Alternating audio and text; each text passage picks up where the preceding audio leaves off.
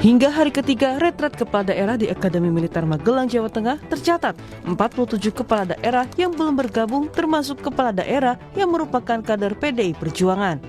Wakil Menteri Dalam Negeri Bima Arya Sugiarto bilang masih menunggu kedatangan kepala daerah yang belum hadir termasuk kader PDI Perjuangan. Ya, intinya kami masih menunggu dan ada kemungkinan bahwa teman-teman yang belum bergabung itu juga akan segera bergabung, tetapi untuk waktu, jumlah, dan teknisnya ya sampai saat ini kami masih menunggu. Tentu membuka ruang bagi kawan-kawan yang belum hadir ini untuk hadir dan ya sepertinya ada kemungkinan dalam waktu yang tidak terlalu lama lagi kita akan mendapatkan kabar baik. Sehari sebelumnya, sejumlah kepala daerah asal PDIP yang diminta Ketua Umum Megawati Soekarno Putri menunda retret terpantau sudah berada di Kota Magelang. Sejak Sabtu siang, sejumlah kepala daerah PDIP berkumpul di salah satu kafe di kawasan Cacaban, Kota Magelang, sekitar 2 km dari lokasi retret.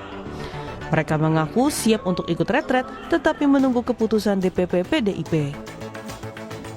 Hasil bincang-bincang tadi dan juga hasil arahan Ibu Megawati kepada Mas Pram yang disampaikan kepada kami bahwa prinsipnya semua siap mengikuti retret.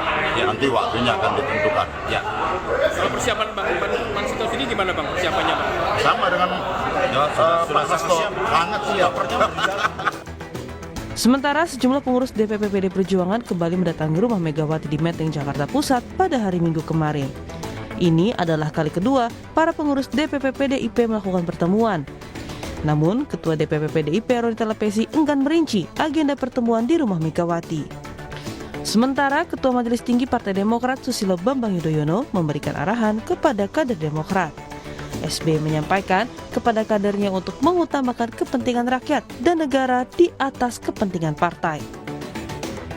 Dan di depan saya, ke depan nanti sukses, berhasil dalam perjuangan politik. Tetapi politiknya kalau dipilih prioritasnya mana? Country first. Indonesia first. Baru party. Baru yang lain-lain. Tidak elok tiba-tiba yang dikedepankan partainya, keluarganya, family. This not etika dan moral politik yang kita anut sejak dulu. Retret kepala daerah di Akmil Magelang berlangsung dari 21 Februari hingga 28 Februari mendatang.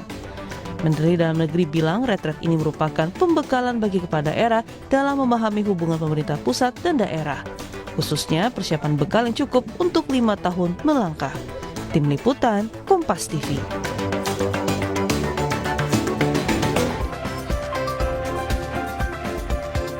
Saudara, retret kepala daerah yang berlangsung di Akademi Militer Magelang, Jawa Tengah disebut sebagai pembekalan untuk mensinkronkan antara pemerintah pusat dan daerah.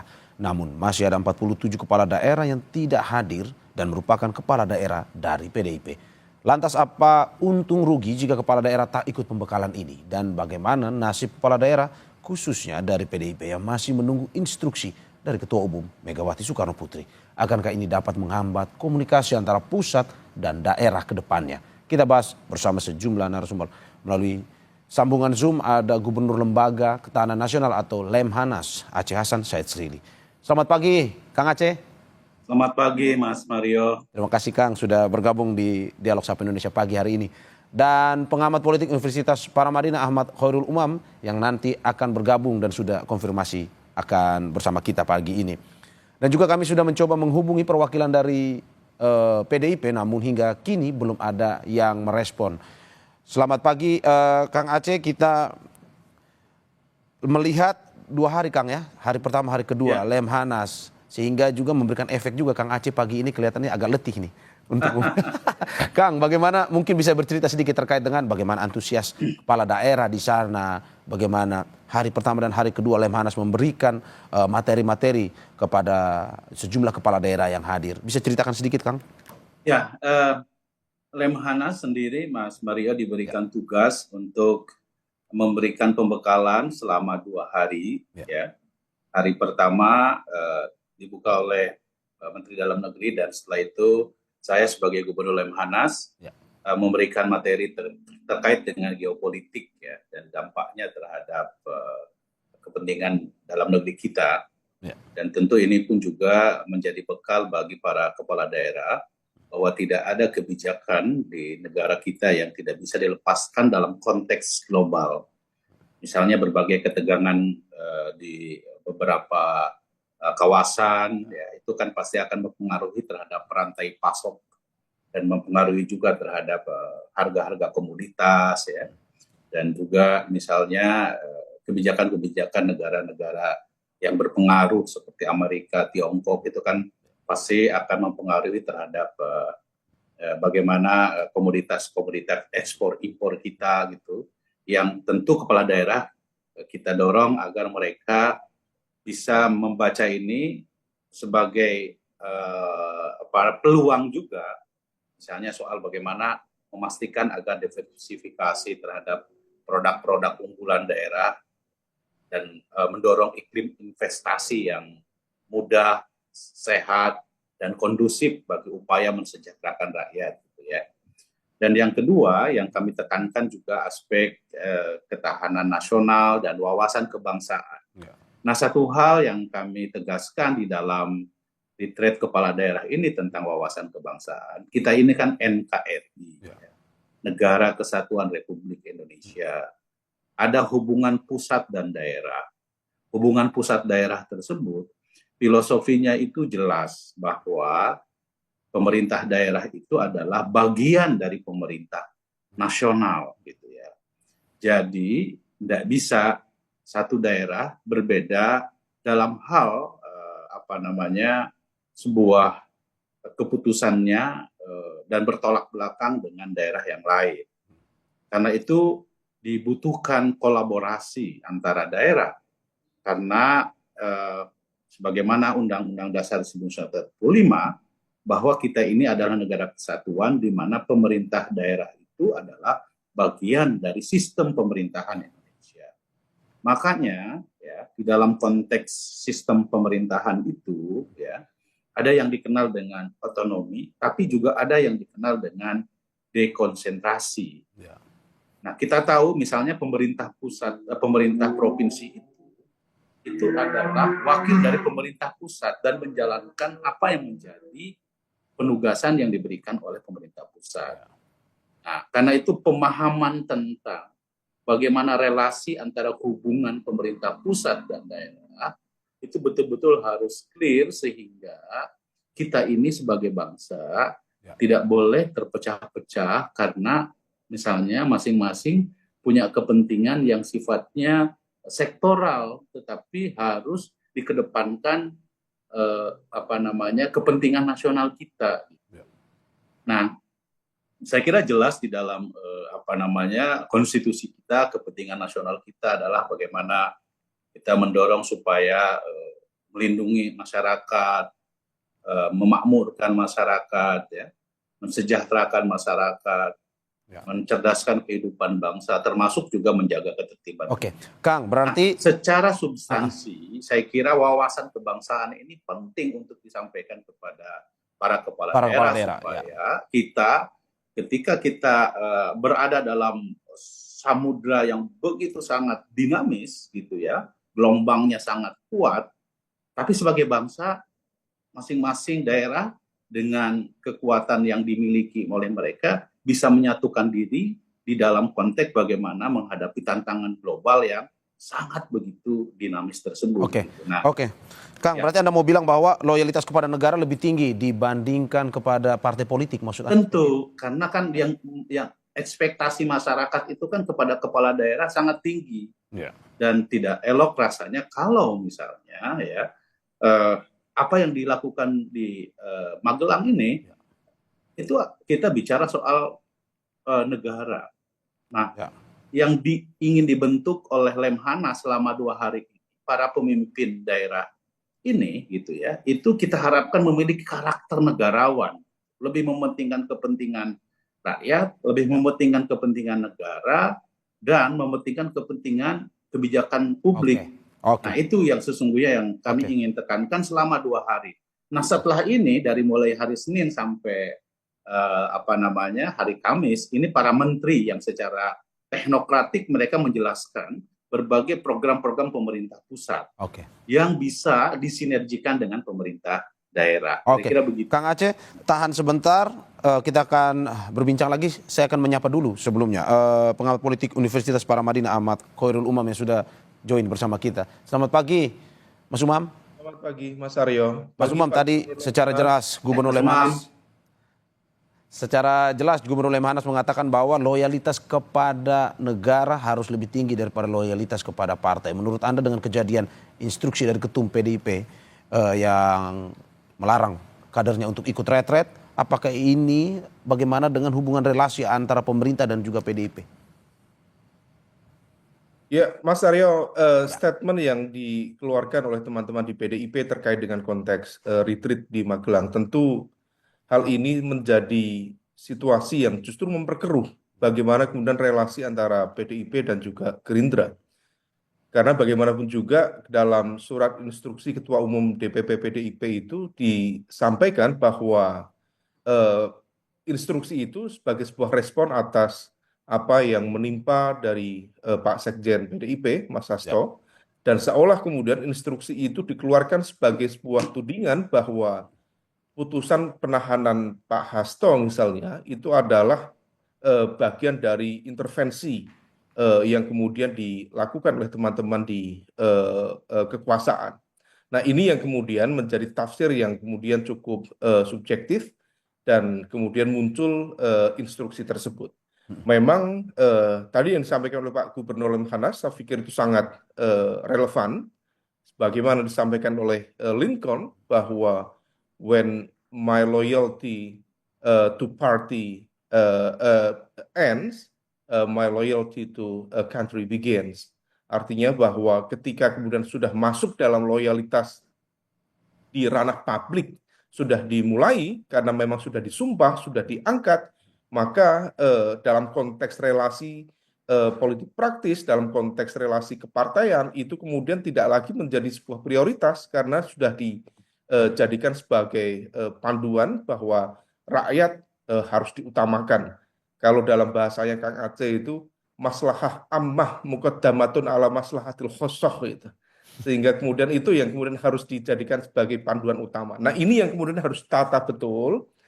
Jangan sampai kemudian dalam 5 tahun ke depan menjadi sebuah situasi yang tidak begitu produktif, tidak begitu kondusif.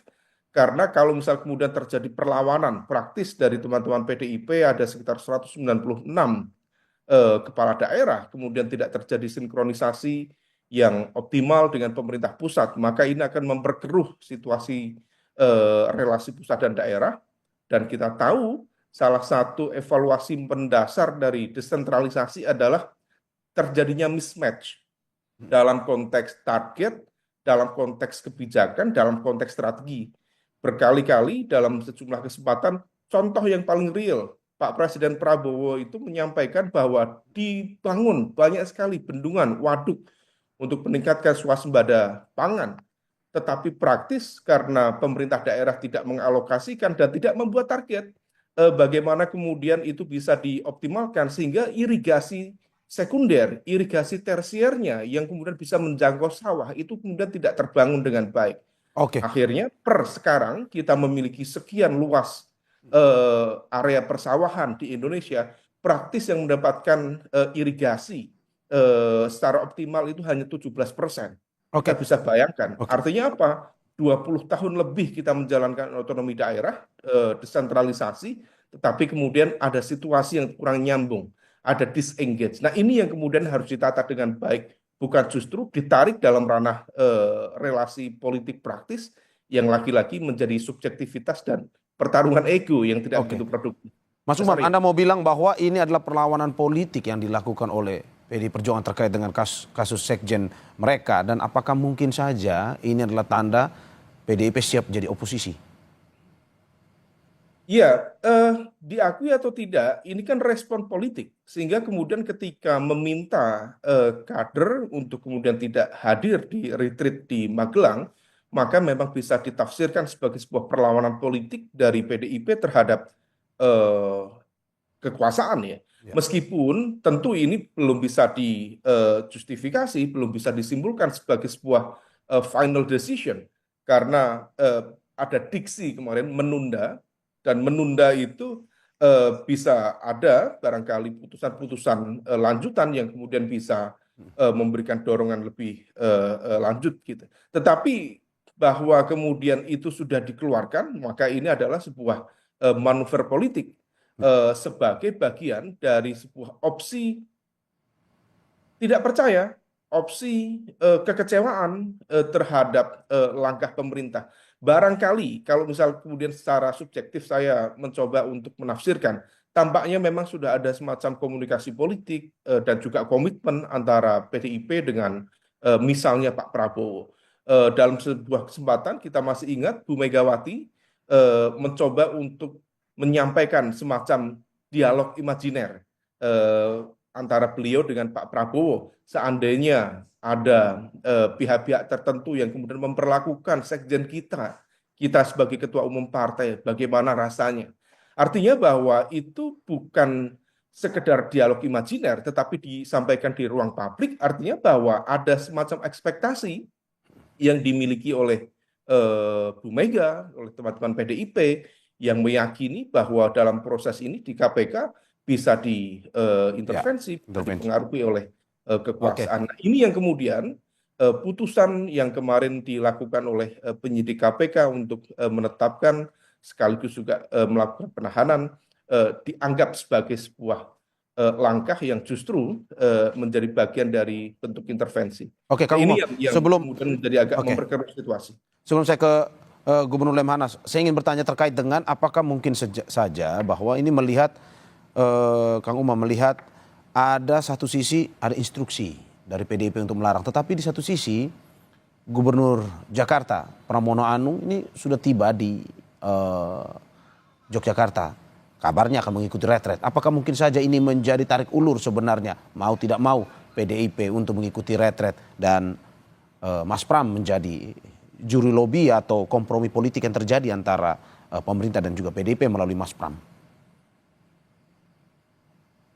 Ya, bisa saja. Selama ini memang Mas Pram dikenal memiliki pola komunikasi yang jauh lebih fleksibel, memiliki kedekatan yang baik dengan semua elemen kekuatan politik di Indonesia, dengan Pak Prabowo, dengan Pak Jokowi, dengan Pak SBY, dan kemudian itu barangkali menjadi sebuah upaya untuk menciptakan icebreaker, sehingga kemudian komunikasi kebuntuan-kebuntuan informasi yang kemudian selama ini terbangun bisa dilumerkan dengan baik. Tetapi per hari ini juga belum ada perkembangan signifikan. Kemarin beliau memang kabarnya sudah mendekat ke bandara di Yogyakarta, tetapi menurut informasi per pagi ini juga kabarnya kembali ke bandara, sehingga kemudian kesimpang siuran ini masih menjadi hal yang patut diantisipasi bersama.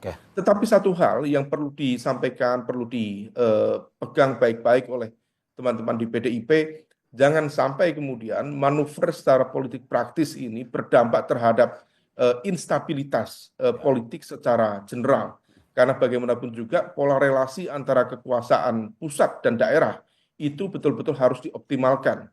Kita tahu banyak sekali daerah-daerah yang butuh backup, butuh pendampingan, sehingga kemudian otonomi daerah bisa dioptimalkan. Kalau misal tidak, dengan situasi efisiensi yang seperti ini, Mas Aryo, rasa-rasanya pemerintah daerah itu semakin bergantung pada APBN, dan mayoritas selama proses desentralisasi APBN menjadi tumpuan utama. Mereka lebih banyak gantung ya ke transfer ke daerah, TKD, dalam bentuk DAU dan DAK, dana alokasi umum dan dana alokasi khusus, dan inovasi-inovasi kebijakan itu belum begitu optimal dilakukan. Nah, kalau misal retreat itu bukan hanya dijadikan sebagai sebuah momentum untuk bukan sekedar saling mengenal, bukan sekedar saling bertegur sapa, tetapi juga transfer of knowledge dari sejumlah kepala-kepala daerah, terutama di kalangan petahana, termasuk barangkali Kemendagri berkenan atau Lemhanas berkenan untuk sharing policy, public policy yang dianggap successful, barangkali itu kemudian bisa menjadi instrumen untuk meningkatkan, let's say, semacam public-private partnership di tengah keterbatasan anggaran negara saat ini. Nah, ini yang sebaiknya menjadi kajian sekaligus juga pertimbangan strategis dari teman-teman di PDIP. Kalau misalnya itu bisa dilakukan, sekali lagi, kemaslahatan umat, negara, rakyat harus lebih diutamakan. Kami ini sudah mencoba menghubungi perwakilan dari PDIP untuk menjawab terkait dengan instruksi dari Ketum Megawati Soekarno Putri, tetapi hingga kini memang masih belum ada yang merespon.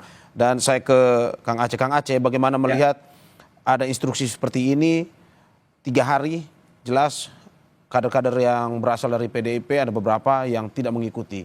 Apa dampak negatifnya, terutama untuk masyarakat, dalam arti bahwa ini daerah yang dipimpin oleh kader-kader PDIP yang tidak mengikuti retret? Saya kira secara politik tentu saya tidak ingin mencampuri urusan internal PDI Perjuangan, karena itu merupakan ranah politik yang seharusnya tadi disampaikan oleh Mas Umam,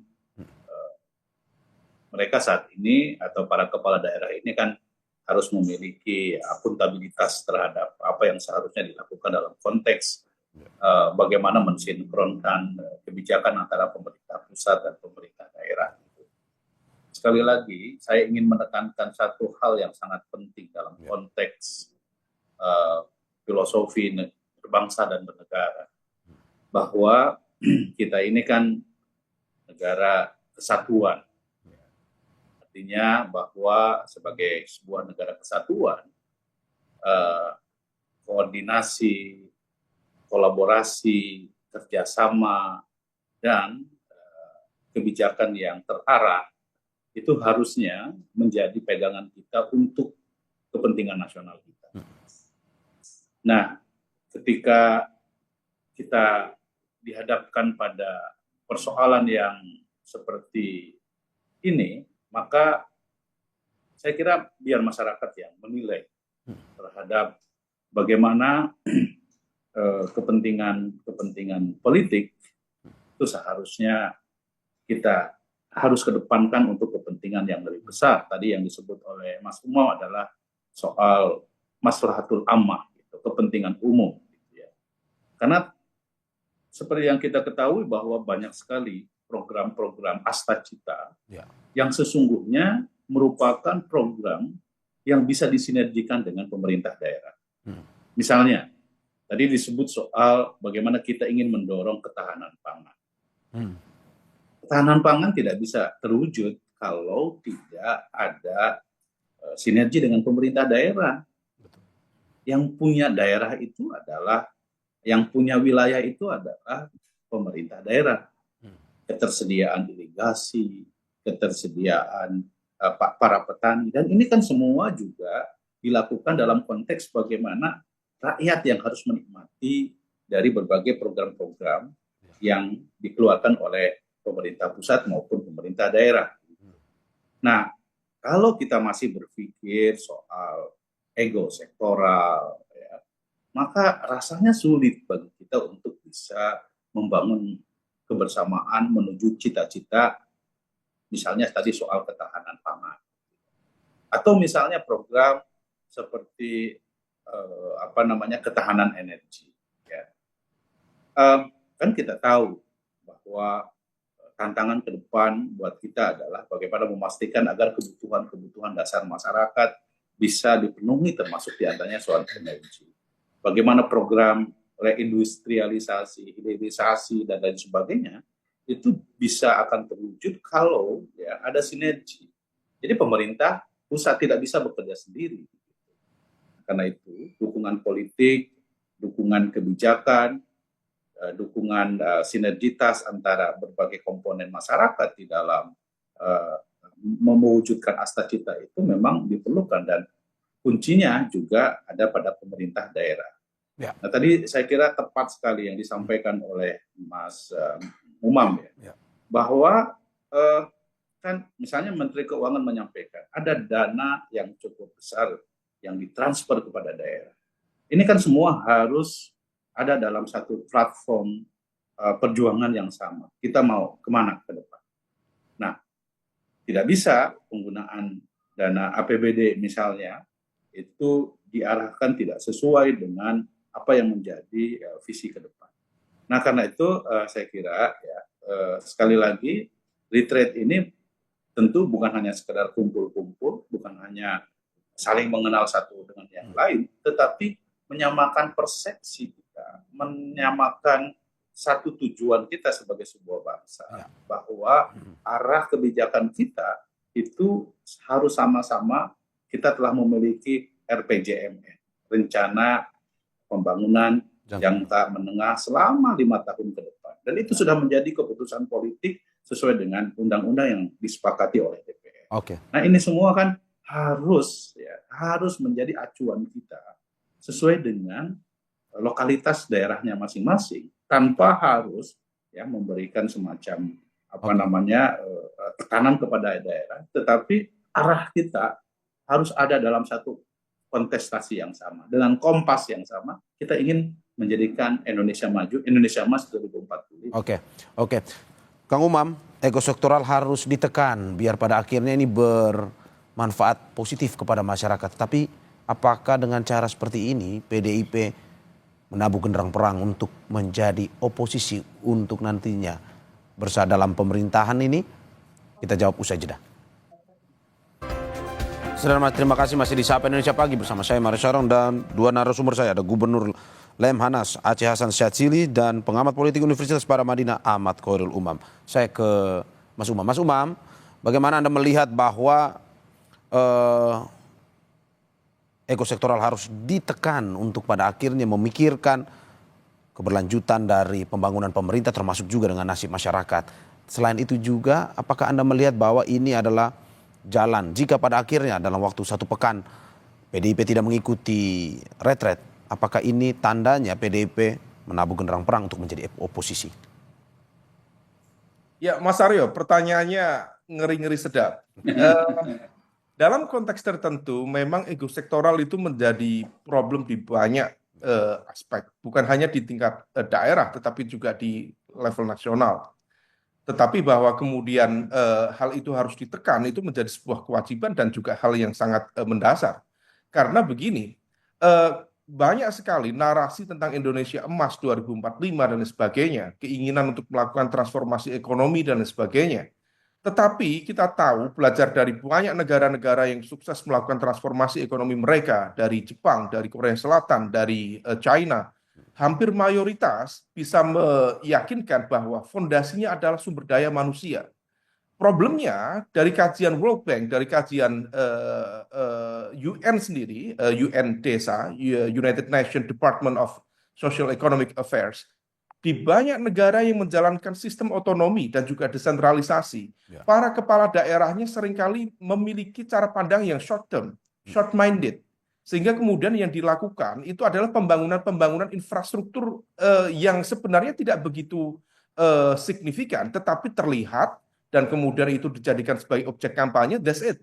Hampir jarang yang memiliki cara pandang yang long term, yang masa depan. Nah, oleh karena itu orientasi yang disampaikan oleh Pak Presiden misalnya, yang tampaknya memiliki concern terhadap konteks pembangunan sumber daya manusia, itu harus diterjemahkan dengan baik. Karena kalau misal tidak, ini sifatnya hanya berada di putaran yang sama, treadmill effect ini. Nah, oleh karena itu semua pihak, semua partai politik harus concern terhadap hal tersebut, termasuk teman-teman PDIP, karena kita ini tadi sempat diskusi hal yang sifatnya strategis ya dengan Kang Gubernur, bahwa Indonesia sekali lagi bukan negara federal, ini adalah negara kesatuan. Kalau misal kemudian pejabat publik sudah dipilih oleh rakyat, sudah disumpah oleh negara, kemudian memiliki cara pandang yang sifatnya lebih lokalistik, tetapi kemudian bukan mengedepankan cara pandang yang united atau negara kesatuan, tetapi seolah mempertegas karakter federal, ini yang justru kontraproduktif. Jangan sampai ada negara dalam negara. Nah, oleh karena itu, ini yang kemudian harus dipikir dengan matang, dengan kepala dingin, teman-teman di PDIP, supaya kemudian tidak terjadi instabilitas relasi antara pusat dan daerah. karena impact-nya bukan dalam konteks relasi politik saja, tetapi terhadap kesejahteraan rakyat, terhadap kemaslahatan umat yang kemudian harus disampaikan. Public delivery service-nya itu harus nyambung. Karena kalau misal tidak, jangan sampai rakyat yang seharusnya mendapatkan public delivery service yang baik dalam sektor kesehatan, pendidikan, kesejahteraan, justru harus menanggung beban itu hanya karena faktor benturan ego para elit politiknya. Saya pikir itu tidak begitu sehat dalam konteks demokrasi maupun tata kelola pemerintahan lokal atau local good governance ke depan. Oke. Mas Ari. Kang Aceh, bagaimana Anda melihat bahwa istilah Mas Umam tadi, negara dalam negara, pada akhirnya jika PDIP terus mengikuti instruksi dari Ketua Umum Megawati Soekarnoputri, apakah Anda melihat bagaimana hubungan ke depan, dalam arti pemerintah pusat akan susah berkoordinasi dengan kepala daerah yang berasal dari PDIP jika seperti ini, ada loyalitas yang bias antara negara dan juga kepada partai? Ya, tentu partai politik sendiri sebagai instrumen demokrasi memiliki kewenangan ya untuk memiliki pandangan yang berbeda. Ya. Saya kira semua kita menghormati itu. Nah, tetapi dalam konteks sistem pemerintahan, ya, oposisi memang bagian dari check and balances. Ya. Tapi kita tahu bahwa ada lembaga-lembaga yang seharusnya menjadi kewenangan dalam konteks oposisi itu, yaitu di parlemen. Nah, sementara pemerintahan daerah itu adalah bagian dari sistem pemerintahan eksekutif di tingkat nasional gitu. Nah, jadi harus dipahami bahwa oposisi yes, tapi kita harus tempatkan secara proporsional. Kalau misalnya DPR mau bersikap kritis, which is bagus karena itu adalah kewenangannya. Tetapi kalau pemerintahan daerah itu adalah bagian dari sistem pemerintahan negara kita yang ya, harusnya memang sinkron antara apa yang menjadi kebijakan pemerintah pusat dengan pemerintah daerah. Jadi kita juga harus objektif proporsional di dalam menempatkan bagaimana sistem kenegaraan kita. Kang Aceh, Anda mau bilang ini pilihan oposisi yang salah kah sebenarnya? Menurut saya rasanya tidak proporsional menempatkan itu. Ya. Nah, kalau konteksnya adalah melakukan penyimbangan terhadap kebijakan pemerintah, itu ya ada DPR, ya, yang bisa mengkritisi terhadap kebijakan pemerintah. Ya. Tetapi kalau pemerintahan daerah itu bagian dari sistem pemerintahan nasional. Itu jelas sekali di dalam Undang-Undang Dasar 1945 bahwa pemerintah daerah itu adalah bagian dari sistem pemerintahan nasional.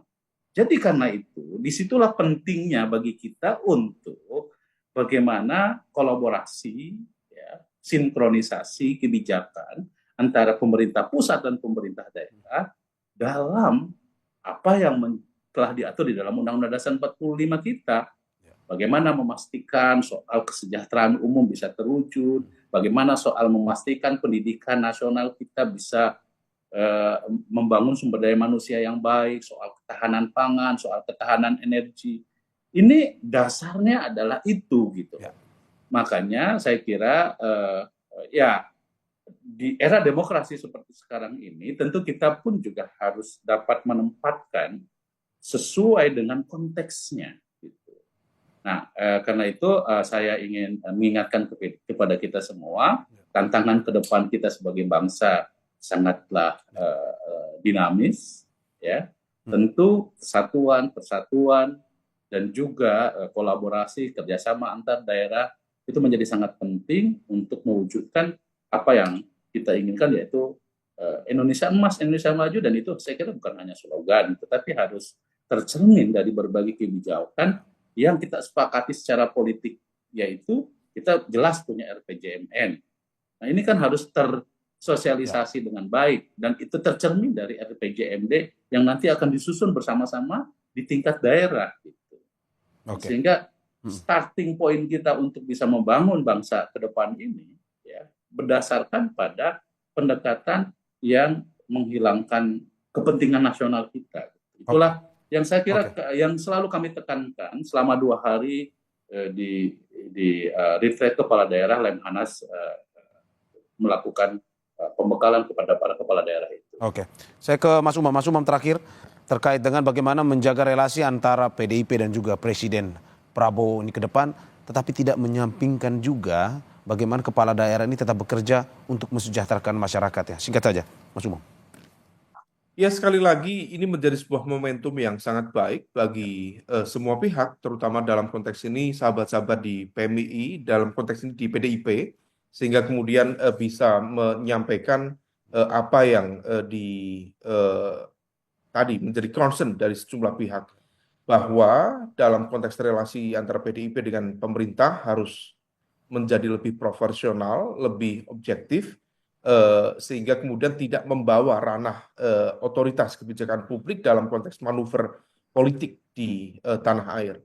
Nah, oleh karena itu sekali lagi ini menjadi ruang kontemplasi. Kalau misal PDIP betul-betul memiliki panggilan untuk berada di luar kekuasaan, menggunakan kekuatan politiknya sebagai penyeimbang, maka kemudian itu bisa dioptimalkan tanpa kemudian harus membawa ranah kebijakan publik, terutama pemerintah daerah, ke dalam konteks tersebut.